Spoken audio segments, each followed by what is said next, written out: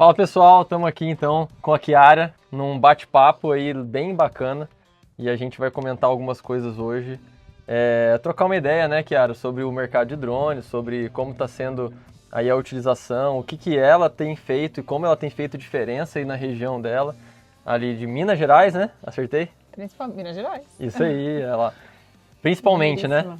Principalmente Minas Gerais, né? Então vai lá, fala um pouquinho, se apresenta para nós, comenta um pouco de como tem sido essa experiência sua lá e a gente vai conversando aqui. Então, turma, a gente está aí na pulverização por drones desde o final da safra 21-22 e trabalhando, a gente começou na prestação de serviço, depois fomos para os cursos e treinamentos, em 2023 a gente abriu a VMA Drones lá, que hoje é uma revenda lá em Minas Gerais, uma revenda de drones. E as nossas regiões lá são regiões muito características de áreas pequenas. A região que a gente está ali no Centro-Oeste Mineiro, a gente tem uma unidade no Centro-Oeste Mineiro e no Sul de Minas. No Centro-Oeste Mineiro são regiões de predominância de soja, milho e florestas de eucalipto, praticamente só. É uma área de tem muita pecuária leiteira. E no Sul de Minas, lá em Lavras, próximo de Lavras, a gente tem muito café, né? Bastante café arábica lá, que a gente tem vários alunos que prestam serviço por lá, então atende lá pulverizando café arábica lá em vários produtores. E assim, são regiões diferentes. Minas Gerais é um país que tem, são regiões muito diferentes e cada região tem sua particularidade, né? Não só dentro de Minas, mas no Brasil todo. E era o que eu estava comentando aqui com os meninos. Então, assim, no Centro-Oeste Mineiro, lá são áreas muito pequenas e áreas picadas, diferente disso daqui que vocês estão vendo, né? Que são áreas maiores, etc. E cada região, pensando principalmente na parte de estrutura, tem uma indicação maior. E aí a gente veio para cá, né, conhecer o pessoal da Drone Doc, veio em Maringá conhecer eles e resolvemos fechar aqui essa estrutura, que já tem vídeo no canal falando por que a gente escolheu e como é que foi cada coisa, já vai ter vídeo aí no canal. E acabamos fechando porque realmente a gente está mudando a proposta e usando para usar de várias formas. E até mesmo na escolha de veículo, tem vários pontos que tem que considerar, né, Matheus? Sim, exatamente. Então, assim, essa conversa dela surgiu e às vezes muita gente se pergunta e vem pra gente conversando, né? Por que eu preciso de uma estrutura? Por que eu preciso disso para usar drone? Drone não é aquele pequenininho, mas aí para pulverização é maior e tal, né? Isso falando para um público, né, que está começando aí na área. E a gente vê que tem muita gente que a visão de drone de filmagem é bem diferente da visão de drone de pulverização e a gente começou a entender isso. Eu também, em 2021, comecei a fazer pulverização aqui na região do Paraná, então comecei a perceber o quanto que era diferente você trabalhar e a expectativa, né? Então muita gente cria essa expectativa de que vai ser próximo a uma pilotagem, sendo que a pilotagem, na maioria das vezes, ela é ali no manual. Sim. Então o drone já muda essa perspectiva, já não é tanto manual mais, já começa a ser uma coisa um pouco mais automatizada, um pouco mais técnica, bem mais técnica também, porque é vinculado à parte, principalmente na parte agronômica, né? Então tem que ter o conhecimento agronômico, tem que ter ali o conhecimento principalmente sobre os agroquímicos que vão estar sendo aplicados e também tem toda a estrutura que compõe isso. E é uma responsabilidade muito grande na pulverização por drones, porque assim, você está impactando diretamente a produtividade daquela lavoura, né? Então você ter uma organização ali da sua operação para você conseguir fazer a operação de maneira adequada. Muitas vezes são horários restritos, às vezes que a gente tem para pulverizar, né? Por causa de questão de condições climáticas. Sim. E você ter ali a organização da operação. Lá na nossa região, como são áreas pequenas, às vezes a gente tem que ficar mudando muito o ponto de operação, só para vocês terem uma ideia. Às vezes a gente faz 3 áreas no mesmo dia, 3 áreas de 8 hectares, 5 hectares, assim, durante a safra, é claro, né? Aí a gente sai cedinho, vai para uma área, depois vai para outra, vai para outra. Então, assim, você ter ali a organização da operação, até mesmo para os pilotos, né? Porque hoje a gente tem lá os nossos pilotos não esquecerem as coisas para trás ou não fazerem calda errada. Ter um bom misturador de caldas é muito importante e tem que ser levado em consideração. E às vezes na hora que a pessoa está olhando para comprar um drone, ela não consegue pensar e não consegue enxergar o todo, sabe? Não preciso, eu consigo levar tudo de outra forma, eu tenho que montar uma estrutura, não tenho, qual que vai ser a vantagem que eu vou ter se eu montar a estrutura? Então, são muitas dúvidas em geral que o pessoal tem. Não, eu vou contar por minha experiência, né? Eu comprei um drone de pulverização de 20 litros na época, E aí eu conversei com alguns amigos que também não entendiam de drone, e eles falaram assim, mas você depois resolve as outras questões. De fato, resolvi. Mas aí a primeira experiência minha, os primeiros meses ali, eu comprei um balde de 50 litros e falei assim, de pouco em pouco eu vou fazendo essa cauda. Mas, 50 litros é nada. Então eu fazia muito. Aqui, ainda mais aqui, eu pegava a área de 50, não, mas 60 até hectares. 50 litros é pouco. É muito pouco, exatamente. Então, assim, para qualquer área, você vê que é muito pouco e você tem que fazer a cauda muitas vezes, repetir aquela dosagem. E o que acontecia? Acontecia erro. Então acontecia bastante erro de dosagem às vezes. Então eu dava ali, a gente fazia dosagem, será que eu pus o adjuvante ou não pus? Será que eu coloquei essa quantidade certa? Foi 3 litros que eu coloquei aqui do produto tal ou não foi? E os produtos são caros, né? É complicado. Então assim, eu fui criando mecanismos ali para não errar, mas eu vi o tanto que era necessário essa estrutura, porque o drone, vocês imaginam, já devem ter visto aí um drone grande, um drone de pulverização, mas o menor, para quem trabalha aí, aliás, o volume geral das coisas que você utiliza é bem maior do que o drone. Então, tanto o misturador quanto o gerador, que é grande pra caramba, pesado, né? Então, tudo isso a gente vai vendo que você tendo uma organização, isso difere muito sua logística de trabalho, seu operacional, seu rendimento, né? E a segurança também. Tanto segurança, que são essas pequenas coisas de um erro, de você mitigar erros, né? Dentro da sua operação, quanto você também ter o problema ali com o próprio funcionário seu, com o colaborador ali, porque às vezes ele errou alguma coisa, ou porque vai precisar pegar muito peso e colocar e tirar. E para áreas pequenas é o que você falou, é essencial você deslocar a estrutura junto com o drone ali conforme o dia, né? Exatamente. E às vezes assim, é porque cada área tem sua particularidade, mas mesmo pensando em áreas grandes, só dar um exemplo aqui para vocês. Essa área aqui tá excelente, tá grande.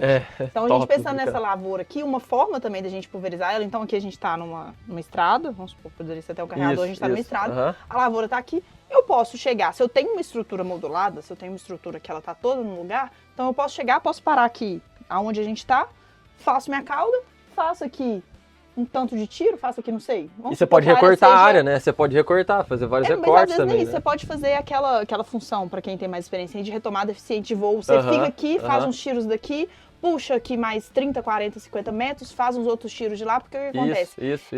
Você muda muito o rendimento da sua operação. Sempre que você está pulverizando, quanto menos você andar com o drone vazio, melhor. Exatamente. Então, se você estiver bem posicionado, então, por exemplo, essa área aqui, eu tô aqui, trabalhando aqui. Então aqui, ó, quando o drone estiver aqui, ele vai estar trabalhando pertinho de mim. Quando ele estiver ali também. Agora, quando o drone já estiver 100 metros ali para baixo, ele vai estar fazendo todo esse percurso à toa. Não é toda a área que permite, mas se eu tô numa área igual essa, eu pego esse veículo... É um custo. Puxo o veículo para ali. Perfeito. E assim, o que que vai me demandar de tempo? Se eu estiver aqui, se meu gerador estiver trabalhando aqui em cima, né? Se minhas baterias estiverem no suporte lá que a gente mostrou. Sim. Estou trabalhando lá em cima. Então, eu só estou pousando o drone ali. Aí o misturador, eu só puxo a mangueira. O meu reservatório de água vai estar aqui. Então, aí eu abasteço ali. Aí eu vou mudar o ponto de operação. A única coisa que eu vou ter... Nem um drone você precisa de recolher. O drone porque no como ar você vai ainda, puxar, né? o drone... Você tem 10 minutos para fazer isso mais ou menos ali, né? Ou você puxa com o drone Isso, quando estiver no outro ponto, porque vai ser uma área próxima. Mas assim, é algo característico dessa área que possibilitaria. Isso.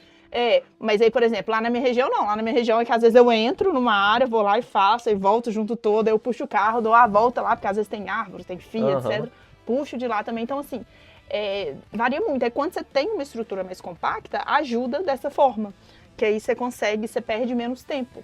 E a gente tem um período curto de tempo para trabalhar, né? Pensando no dia e pensando no ano também, que é a safra, que é onde a gente tem que ganhar dinheiro. Exatamente. Bateria é custo, né? É um custo relativamente considerável e que você tem que entender dentro da sua logística de trabalho. Uma coisa que dava muita diferença quando eu fazia era rede de energia. Sim. Então, eu pulverizava até um certo pedaço, onde estava a minha estrutura, o meu drone ele não passava para o outro lado às vezes, por causa de um linhão, alguma coisa diferente ali que eu ficava com medo. Você tinha que mudar também. E aí eu precisava mudar. Cara, era 30 minutos para pegar tudo, organizar, colocar na carroceria, mudar para o outro lado da linha. Então, com uma estrutura fácil, você agiliza muito isso e consegue dar uma cobertura melhor.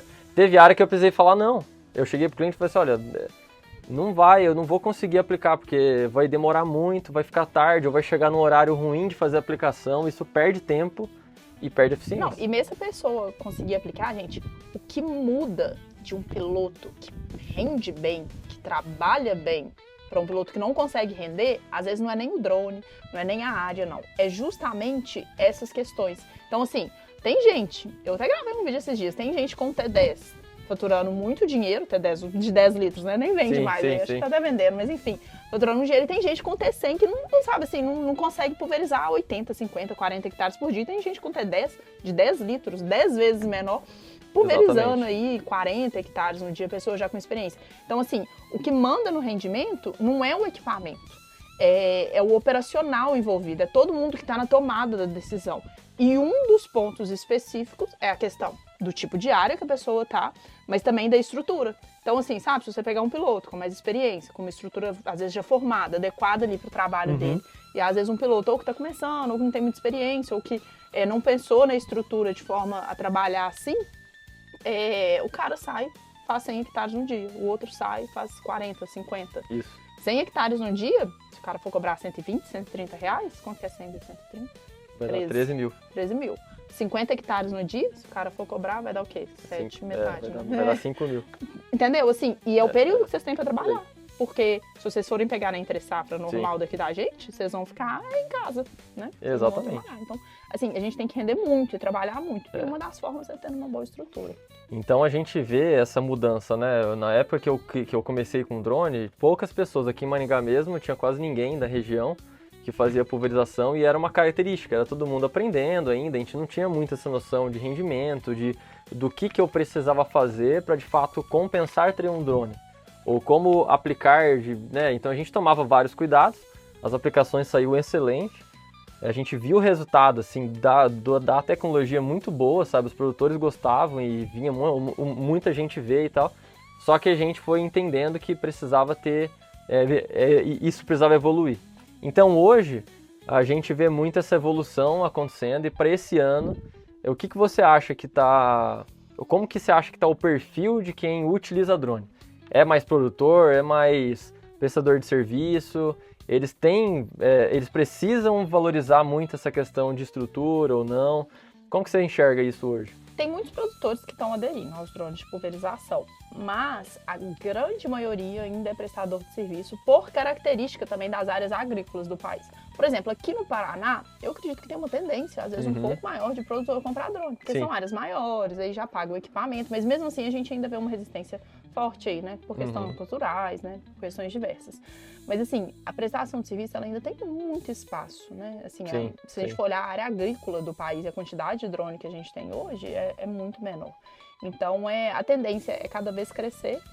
Desde 2022, 2023, eu falo isso. Vai entrar muita gente, mas vai sair muita gente. Porque o pessoal que não entrar preparado, realmente, assim, sabe? Às vezes a pessoa entra na ilusão. Na internet é lindo, né? Vocês não estão vendo, né? Mas cada hora passa um caminhão aqui cheio de poeira, às vezes calor, etc. E aqui a gente tá conversando. A gente não tá nem mexendo com veneno, não tá nem pulverizando, não tá nem preocupado com drone. Cheiro de veneno. Drone cai, entendeu? Cauda talha, né? Tem que ficar resolvendo, o produtor às vezes liga reclamando de alguma coisa, é diferente. Então, assim, né, o pessoal tem uma impressão. E outra coisa também que manda é quando a pessoa acerta no modelo do drone, acerta no modelo da estrutura, né, acerta ali no valor que vai cobrar para o produtor. Então, assim, são sempre diversos pontos. Então, quanto mais a pessoa se prepara, maior a chance. Mas mercado tem muito.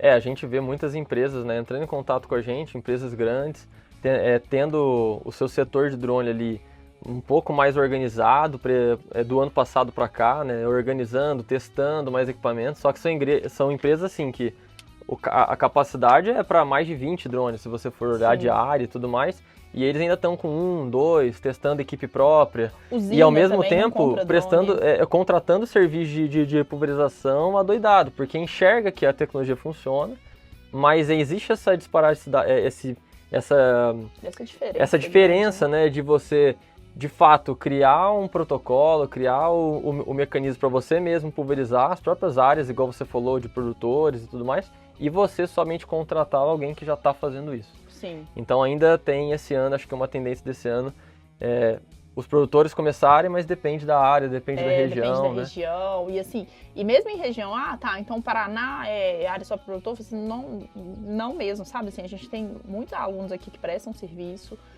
tem gente aí que tá na internet, trabalha aqui prestando serviço, é porque também acaba que difere muito, se você vai mais ali pro Oeste Paranaense, são áreas diferentes, que às vezes você vem mais pro Norte, então acaba que muda muito também, mesmo dentro dos estados, né? Mas o mercado é muito grande. E para quem é bom de serviço, gente, sempre vai ter serviço. Exatamente. Entendeu? Para quem trabalha direito, é o básico bem feito, sabe? Assim, sempre vai ter serviço. E é uma oportunidade muito grande, né? Quanto que não ganha um piloto de drone hoje? Sim, é muito bom. Tem gerado emprego, né? Tem gerado soluções boas. E vamos falar assim, você conhece aquela linha de aprendizado e de utilização de tecnologia, né? Você já viu. Você acha que o drone, ele tá começando, tá no meio, ou já muita gente já utilizou e já tá caindo a tendência? Não, eu acho que tá bem longe, né? Hoje eu tava acho até... que tá no começo também. O que acontece? Até ano passado eu tinha pegado um relatório lá, que até o Vicente Conarco que disponibilizou pra gente, da tese de doutorado dele. Pelo número de importações dos Siscomex, a gente tem veio até hoje 35 mil drones para o país. A previsão é que até 2035, se eu não me engano, venha 115 mil drones. Nossa, 2035, daqui a quase 10 anos. E aí eu pergunto pra vocês, a questão não é nem só, eu falei isso no podcast que eu gravei, a questão não é nem só você comprar o drone para ir pulverizar. Quem que vai fazer misturador para 115 mil drones? Quem que vai dar manutenção em 115 mil drones?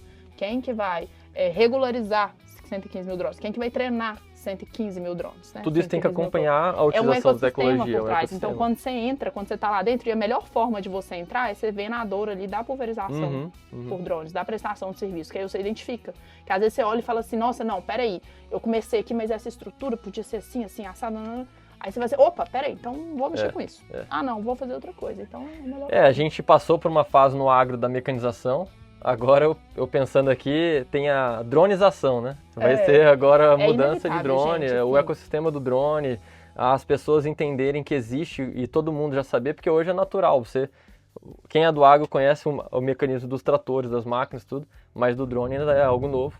Então tem muito a crescer ainda. Né? É uma revolução que a gente está vivendo. Exatamente. Assim, né? Daqui a 10 anos o pessoal vai lembrar, né? Eu tenho um neném pequeno e ele vai falar assim, nossa, na época lá os drones eram assim, né? Muito. Se a gente for olhar os drones de 2020 já é muito pior do que os dos outros. E isso porque o Brasil ainda ele é um dos países que está adotando bem essa tecnologia, né?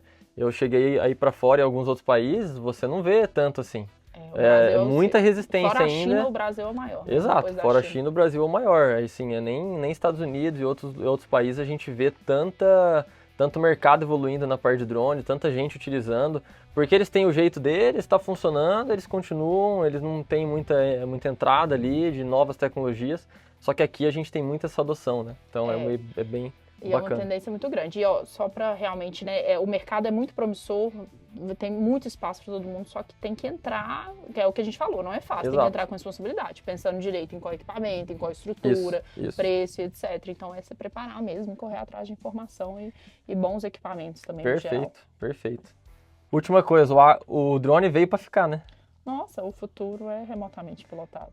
É isso aí, pessoal. Então o drone veio para ficar. Essa foi a nossa conclusão. A questão é se você vai ficar fora ou dentro disso. Ou dentro disso, exatamente.